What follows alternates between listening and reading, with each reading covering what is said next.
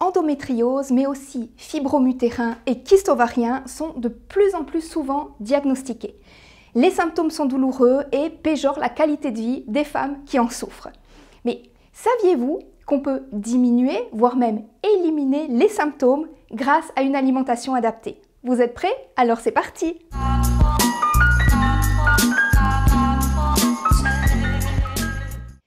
Aujourd'hui, nous allons voir l'endométriose. Qu'est-ce que c'est? Quelle en est la cause? Quels sont les symptômes?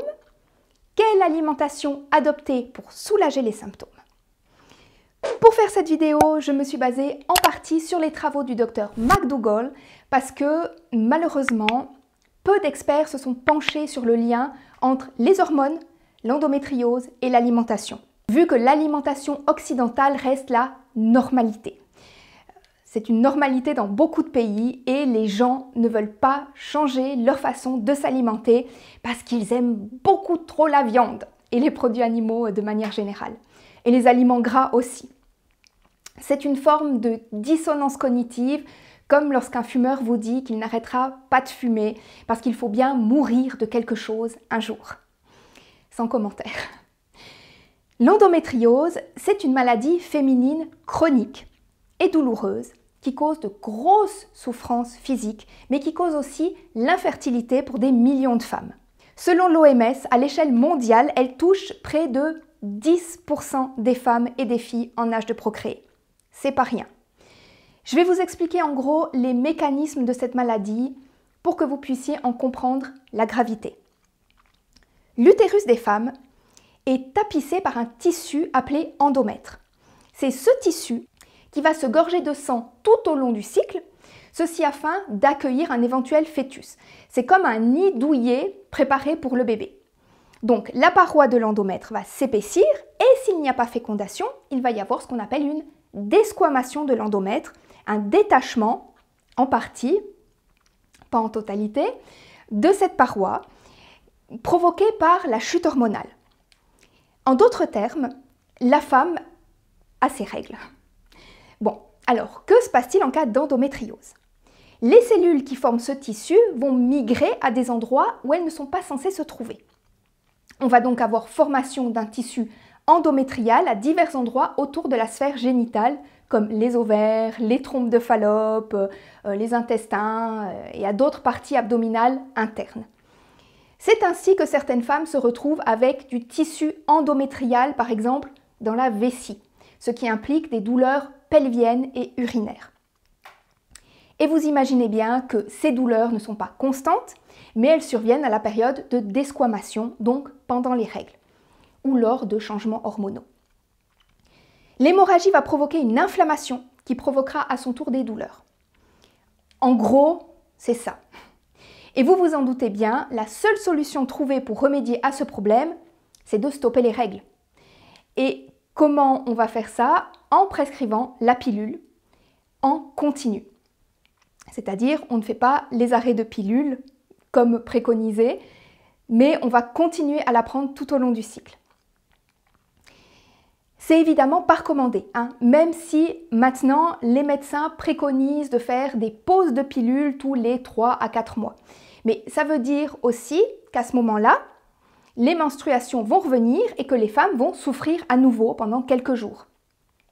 Alors, on ne va pas partir dans un débat sur la pilule. Elle a des avantages comme des inconvénients, puisque finalement, c'est des hormones. Mais au final, ce qui nous intéresse ici, c'est que c'est le seul moyen actuel pour aider les femmes souffrant d'endométriose. Hormis, bien entendu, les INS et autres antidouleurs qui permettent un soulagement léger et temporaire. Il y a aussi des opérations, mais avec des taux de réussite qui laissent à désirer, puisque d'autres cellules peuvent migrer après l'opération et s'implanter à nouveau.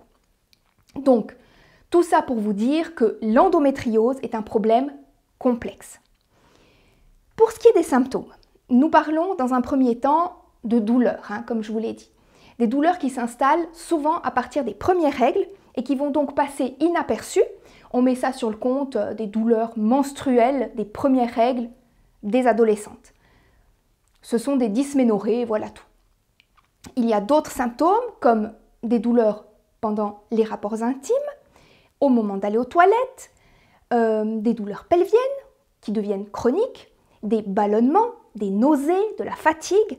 Et vous imaginez bien qu'à force de souffrir de tout ça, des symptômes psychologiques apparaissent comme de l'angoisse et de la dépression.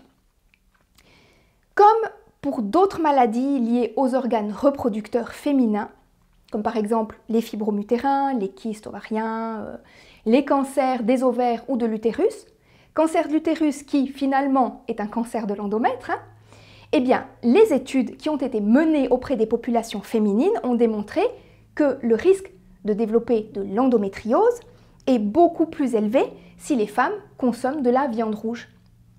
Et au contraire, beaucoup plus faible si elles consomment des légumes et des fruits. Vous trouverez les études en description. En réalité, le régime alimentaire riche en gras et en produits animaux va modifier les hormones féminines et donc provoquer des maladies dans les tissus hormonaux dépendants, ce qui inclut toute la sphère génitale et les seins. Le problème est le suivant. L'alimentation occidentale telle que nous la connaissons manque de fibres. Elle est très riche en graisse, ce qui provoque l'obésité, qui elle-même provoque une production endogène d'hormones. À côté de ça, nous ingérons beaucoup d'hormones animales à travers les produits laitiers par exemple, la viande. Et nous manquons par contre de phytoœstrogènes végétaux qui ont un rôle protecteur. Bref. Tout ça mis bout à bout, finalement, tout est mis en place pour provoquer un dérèglement de notre organisme et un terrain favorable à la maladie.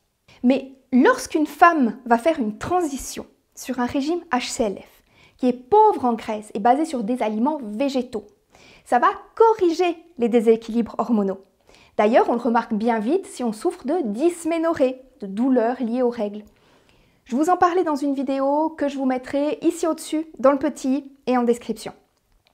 En HCLF, non seulement les douleurs menstruelles diminuent, ou disparaissent même complètement, mais en plus, les règles durent moins longtemps et sont moins abondantes. Il faut savoir que lorsque les femmes ont leurs règles, l'utérus va produire une hormone inflammatoire appelée prostaglandine. Cette hormone va provoquer des contractions musculaires qui vont aider à l'expulsion du sang. Donc, au moment des règles, nous sommes dans une situation inflammatoire. La plus grande partie des douleurs est provoquée par l'inflammation.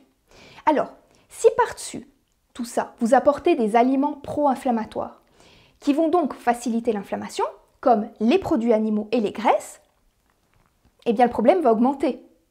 Lorsqu'on adopte une alimentation HCLF, il suffit de quelques mois pour constater une diminution des douleurs. Et là, je parle de toutes les douleurs inflammatoires, pas seulement celles dont je parle dans cette vidéo.